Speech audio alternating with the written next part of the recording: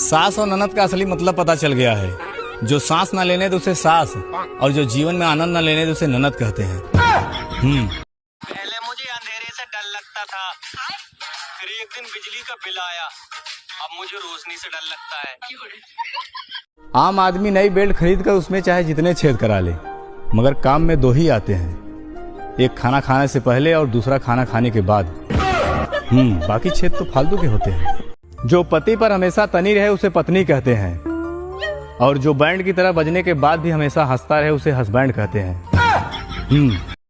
जी sir. आपने कहाँ तक पढ़ाई की है? सर मैंने बीकॉम किया है। तो आप शादीशुदा हो? नहीं सर, अनमैरिड हूँ। देवर जी अनमैरिड मत बोलो, रंडवा बोलो, रंडवा।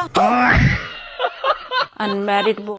इतना प्यार करता था उसे कि एक बार उसने दिन को रात कहा और मैं रजाई ओढ़ के सो गया था। साला अब समझ में आया कि प्यार अंधा होता है। एक सर्वे में ये पता चला है कि कुछ औरतें ऐसी भी होती हैं जो 30 की उम्र पार करने में 40 साल लगा देती हैं। अभी हाँ तुम्हें डर नहीं लगता कहीं मैं लड़के ना भगा ले जाऊं? देवर जी तुम्हारे पीछे गली के कुत्ते ही भाग सके हैं बस।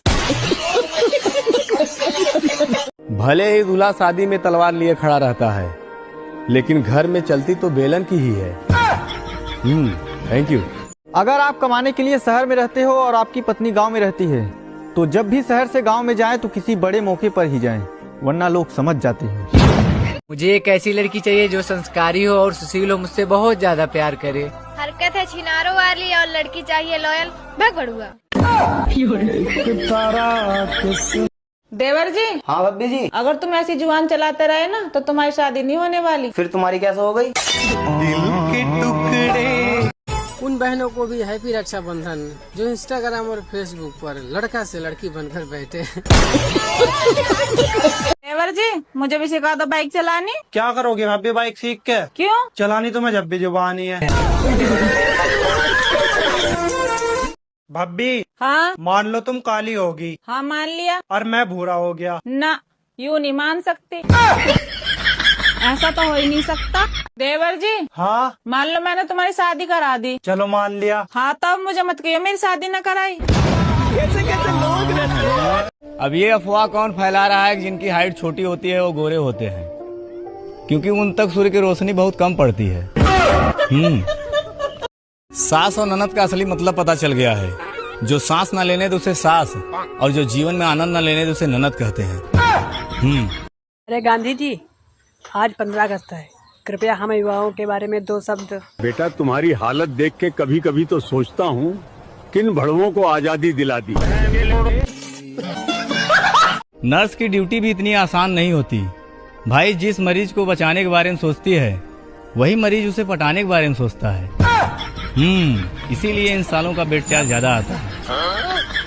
एक सर्वे के अनुसार पता चला है कि गर्मी में सबसे ज्यादा गाली खाने का सौभाग्य सिर्फ बिजली विभाग वालों को मिलता है। सालों की हरकत ही ऐसी है। कहीं लिखा तो नहीं है, फिर भी आपको बता देता हूँ। जिनको पेट भरने के लिए मेहनत नहीं करना पड़ता, उन्हें पेट कम करने के लिए बहुत मेहनत करना पड़ता है। भाभी के रूम से देवर, जीजा के रूम से साली, और साली के रूम से पड़ोसी निकल रहे हैं, फिर भी सीरियल का नाम है पवित्र रिश्ता। साले दोगले। और राणा जी दुनिया के वो आखिरी मर्द थे जिनसे औरत ने माफी मांगी थी।